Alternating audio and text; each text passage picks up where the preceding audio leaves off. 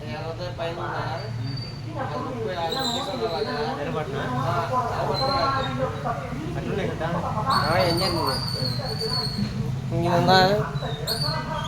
Timing అవదు అవదమే ఎక్కువ పెట్టకూడదు ఎక్కువ పెట్టకూడదు రాముడు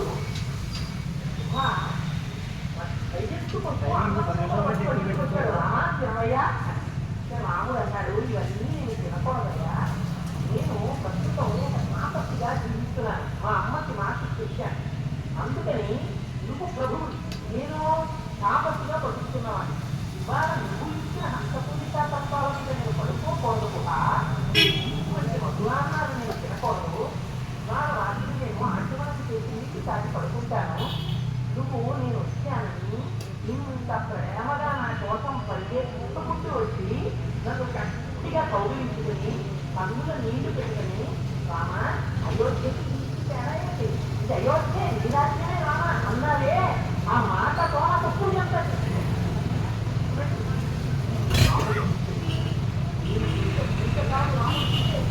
నేను మనస్సుతో ఎలా చూపిస్తాను నేను మాట్లాడే మాట అవసరమైన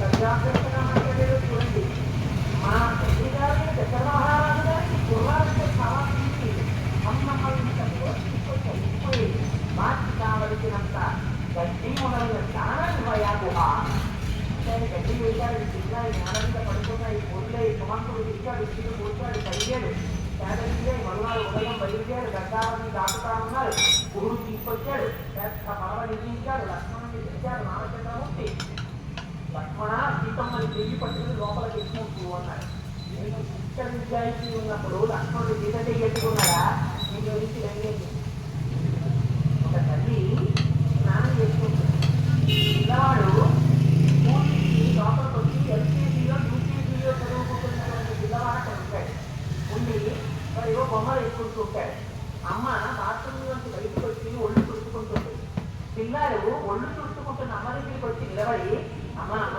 రేపు చూసినప్పుడు నాకు పక్క పెట్టుకుని కొట్టావా అని మాట్లాడుతుంటాడు అప్పుడు కొడుకు శరీరంతో పుష్పంతో అమ్మని చూస్తారా చూడదు ఆ ప్రతిదానానికి ఏం చూసిందంటే అమ్మతనం ఒక్కటి అమ్మలోని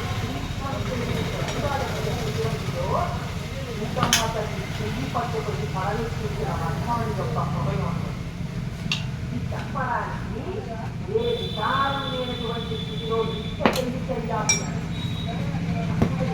లక్ష్మణుని యొక్క చైతన్యం అంటే తెలుసు కనుక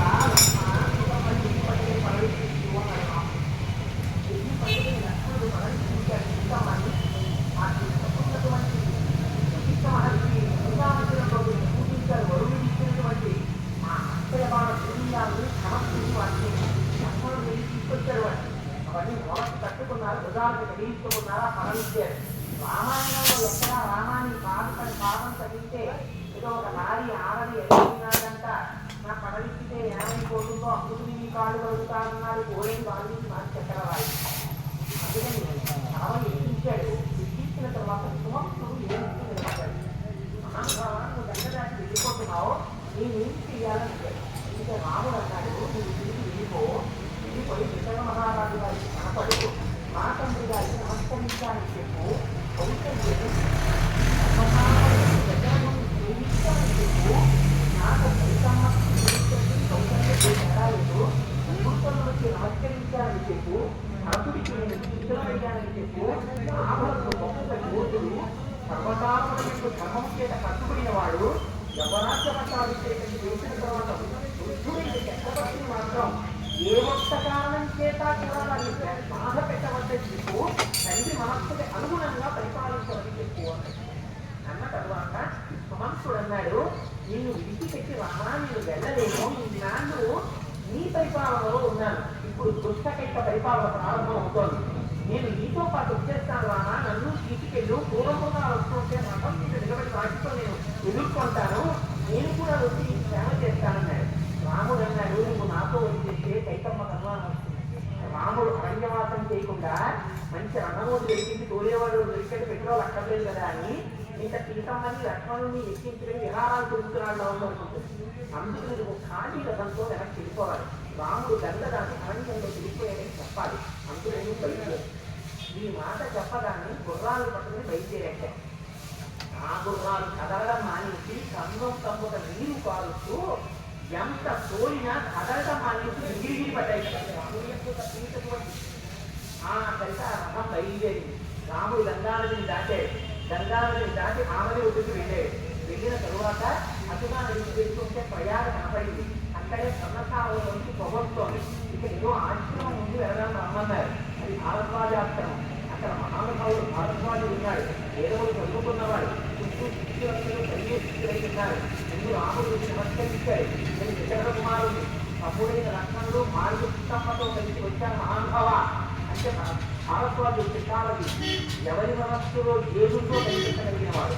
ఇంటి ఈ రాత్రి ఇక్కడ ఉండవని తేనె కందమూలములు కలములు మొదలైంది రాముడు ఇచ్చారు. ముగ్గురు ముందు సంతోషంగా అక్కడ పడుకున్నారు. మర్నాడు భారద్వాజుడు అన్నాడు, 14 సంవత్సరాలు మా ఆశ్రమం రాముడు అన్నాడు, ఈ ఆశ్రమం మా రాజ్యాన్ని ఎక్కువగా ఉంది. నేను నిర్మాణం చేస్తే జానపదులు అందరూ ఉంటారు. మా దర్శనం చేసి ఉంటారు. దీనివల్ల పెద్ద మన ఇబ్బందిగా ఉండిపోయాను. ఎవ్వరూ వెళ్ళిపోతారు.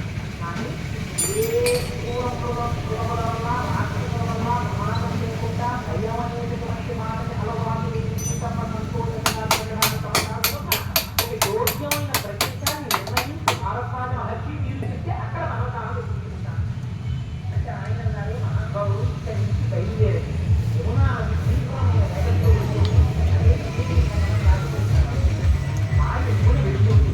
ఆ యమునని యమునలో కట్టినటువంటి పడవ మీద ఇద్దరు జాగ్రత్తగా కలిసి దాటండి. ఆ యమున దాటిపోయిన తరువాత కొంచెం ముందుకు వెళ్తే మీకు అక్కడ ఒక గొప్ప మర్రి చెట్టు ఒకటి కనపడుతుంది. ఆ మర్రి చెట్టు చాలా గొప్ప మర్రి చెట్టు. ఆ మర్రి చెట్టు కింద మీరు కూర్చోండి. కూర్చున్న తర్వాత దాన్ని నమస్కారం చేయండి. ఎందుచేత అంటే అక్కడ చాలా మంది కూర్చుని దేవతలందరూ కూడా నమస్కారం చేసుకుంటారు. ఆ చెట్టుని సేవిస్తూ ఉంటారు. అది దాటి కొంచెం ముందుకు వెళ్తే నీలము అనేటువంటి వనం కనపడుతుంది. అక్కడ మోదుగు చెట్లు, వేగు చెట్లు చాలా ఎక్కువగా ఉంటాయి. ఇసుక మెత్తగా ఉంటుంది. అది దాటి వెళ్తుంటే ఎక్కడ చూసినా నీళ్లు ఉంటాయి. చెట్లన్నీ ఉంటాయి. ఇసుకతోట పర్వత శిఖరాలు కనబడుతూ ఉంటాయి. ఇసుకతోట పర్వత శిఖరాలు ఎంత దూరం కనపడతాయో అంత దూరం మనిషి మనస్సులో పాపస్థానం. అందుకని మీరందరూ ఇసుకతోట పర్వతాన్ని చేరుకోండి. అక్కడ వాల్మీకి మహర్షి ఆశ్రమం. ఆ ఆశ్రమానికి పట్టణానికి అనువైనటువంటి స్థలంలో ఆశ్రమాన్ని నిర్మించుకోండి. అక్కడ ఏళ్ళు తిరుగుతుంటాయి. కొండముట్టులు, కోతులు తిరుగుతూ ఉంటాయి. బంగారు పుట్టలు జరిగినటువంటి జింకలు తిరుగుతుంటాయి. మీకు కావలసిన ఆహారం దొరుకుతుంది. కందమూలాలు దొరుకుతూ ఉంటాయి.